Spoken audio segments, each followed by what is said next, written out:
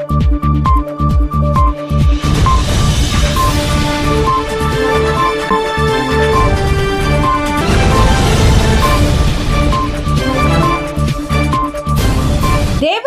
ಪಟ್ಟಣದ ಬೊಮ್ಮನಹಳ್ಳಿ ರಸ್ತೆಯಲ್ಲಿನ ಪ್ರಥಮ ಫಲ ದೇವರಿಗೆ ಸಮರ್ಪಣಾ ದಿನವನ್ನ ಇರುವಾತನು ಇಂಟರ್ನ್ಯಾಷನಲ್ ವರ್ಷಿಪ್ ಚರ್ಚ್ನಲ್ಲಿ ಆಚರಿಸಿದರು.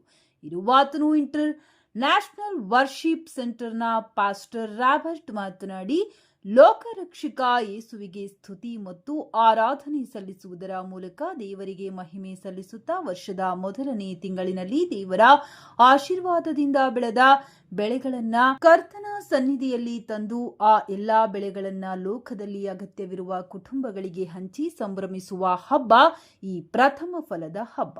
ಈ ಹಬ್ಬವನ್ನ ಪ್ರತಿ ವರ್ಷ ಜನವರಿ ತಿಂಗಳಿನಲ್ಲಿ ಆಚರಿಸಲಾಗುತ್ತದೆ. ಪ್ರಿಯವಾದ ಯೇಸು ಕ್ರಿಸ್ತನು ಕಷ್ಟದಲ್ಲಿರುವ ದೇವರ ಮಕ್ಕಳನ್ನ ರಕ್ಷಣೆ ಮಾಡುವ ಉದ್ದೇಶದಿಂದ ವಾರದಲ್ಲೊಂದು ದಿನವಾದ ಭಾನುವಾರ ಆರಾಧನಾ ಕೂಟವನ್ನ ನಡೆಸಿಕೊಂಡು ಬರಲಾಗುತ್ತಿದೆ. ಪ್ರಕೃತಿ ಸಂಪತ್ತಿನ ಹಣ್ಣಿನ ಫಲಗಳು ಪರಲೋಕ ತಂದೆ ಜೀಸಸ್ ಮೂಲಕ ನಮಗೆ ನೀಡಿದ್ದರಿಂದ ಇಂದು ಚರ್ಚಿನಲ್ಲಿ ಪ್ರಥಮ ಫಲಗಳ ದಿನವನ್ನಾಗಿ ಆಚರಿಸಿದ್ದೇವೆ. ದೇವರ ವಾಕ್ಯ ನಮಗೆ ಹೇಳುತ್ತೆ, ಎಲ್ಲ ಬೆಳೆಗಳಿಂದ ದೇವರನ್ನ ಘನಪಡಿಸ್ತೀವಿ ಅಂತ. ಆ ಬೆಲೆಯಿಂದ ಎಲ್ಲರೂ ಆಶೀರ್ವಾದ ಆಗಬೇಕನ್ನೋದು ದೇವರ ಉದ್ದೇಶ.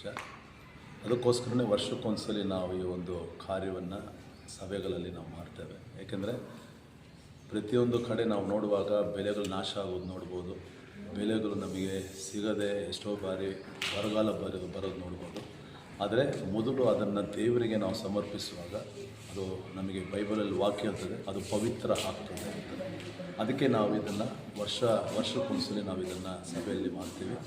ಇದರಿಂದ ಜನ ಆಶೀರ್ವದಿಸಲ್ಪಡಬೇಕು, ಅವ್ರ ಕೆಲಸ ಕಾರ್ಯಗಳು ಅವರು ಒಂದು.